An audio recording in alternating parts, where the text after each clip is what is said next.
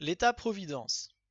L'expression État-providence désigne l'ensemble des interventions de l'État dans le domaine social qui visent à garantir un niveau minimum de bien-être à l'ensemble de la population, en particulier à travers un système étendu de protection sociale. On l'oppose couramment à celle d'État gendarme ou protecteur, dans laquelle l'intervention de l'État est limitée à ses fonctions régaliennes.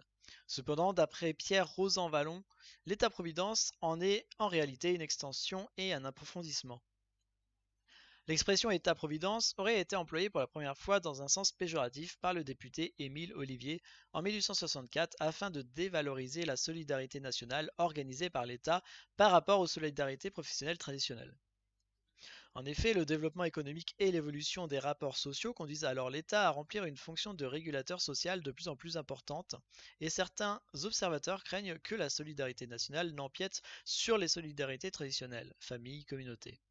Pourtant, en France, l'État s'est longtemps limité à un rôle d'assistance.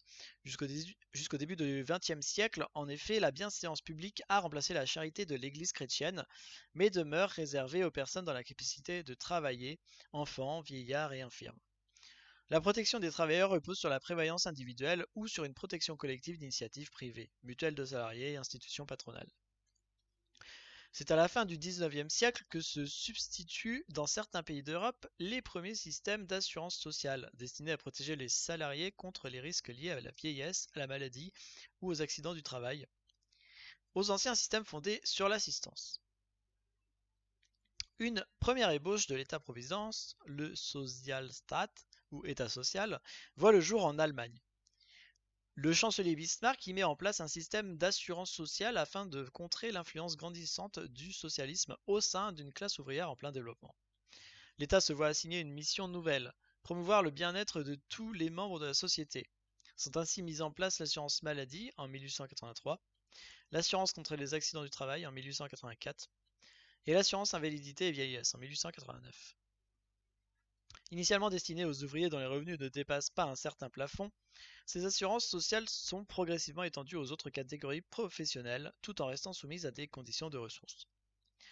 Cette première grande conception de l'État-providence, fondée sur l'assurance des revenus du travail, se diffuse en Europe. En France, elle se manifeste par la loi sur la réparation des accidents du travail en 1898, puis par la loi sur les assurances sociales en 1930, qui prévoit une couverture des risques vieillesse, maladie, maternité, décès et invalidité. Dans le même temps, aux États-Unis, le président Roosevelt fait adopter en août 1935 le Social Security Act, qui prévoit notamment l'instauration d'un système de pension pour les travailleurs âgés de plus de 65 ans. Une deuxième grande conception de l'État-providence fait son apparition en Angleterre avec le rapport de Lord William Beveridge intitulé Social Insurance and Allied Service, paru en 1942. Ce document développe la notion de welfare state ou état de bien-être.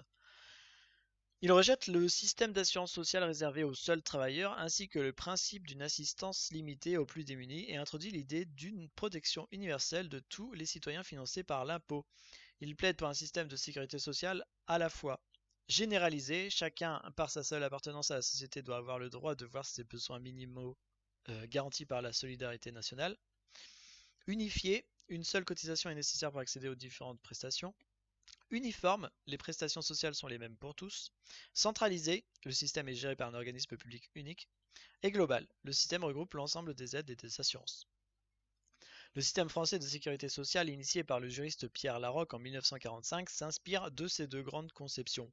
Il conserve la logique d'un système assurantiel financé par des cotisations des travailleurs mais vise à la mise en place d'un système généralisé, centralisé et global de sécurité sociale.